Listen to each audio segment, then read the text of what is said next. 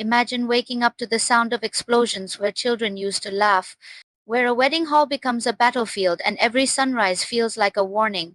A small region, barely visible on the world map, stood up against one of the most powerful armies on earth.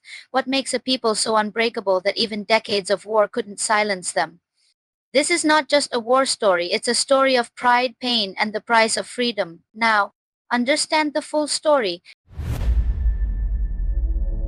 In the heart of the Caucasus Mountains lies Chechnya, a land of fierce warriors and deep traditions.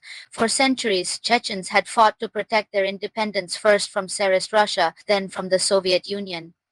When the USSR collapsed in 1991, chaos spread across the former Soviet republics, and in that chaos, Chechnya made its move. In 1991, Jokhar Dudayev, a former Soviet general, declared Chechnya independent, but Russia, still reeling from the Soviet breakup, refused to let go. Moscow claimed Chechnya was part of Russia, a vital piece of land it would never surrender. Then came the First Chechen War 1994 to 1996. Russian forces entered Grozny, the Chechen capital, expecting a quick victory. Instead, they faced a nightmare. Chechen fighters, using guerrilla tactics, turned every street into a trap. Tanks burned, soldiers were captured, and the world watched in shock as one of the strongest armies struggled against a small band of determined fighters. The city of Grozny was reduced to ruins. Thousands of civilians died, but after 2 brutal years, the unthinkable happened. Russia withdrew. Chechnya had won its de facto independence. The world called it Russia's Vietnam. For a short while, peace returned, but it was a fragile, uncertain peace. Warlords roamed the streets. Crime and chaos spread.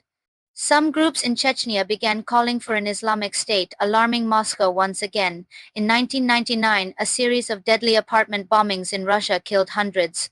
The Russian government blamed Chechen militants, though the truth remains debated to this day. The attacks gave Moscow the reason it needed to strike back.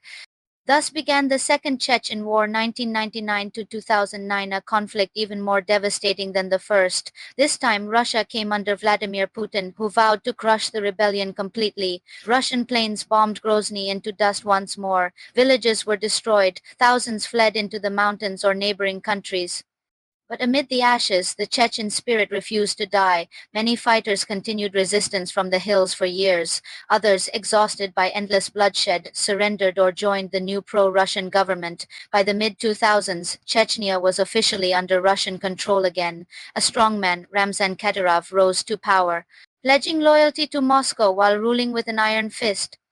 The wars had ended, but the scars, physical and emotional, ran deep. The Chechen Wars were not just about land or politics, they were about identity, about a people who refused to bow, no matter the cost. Cities can be rebuilt. But how do you rebuild a soul that's seen so much pain? What do you think? Was it courage or tragedy? Or both? Share your thoughts in the comments. Would you have fought for your homeland, knowing it might cost everything?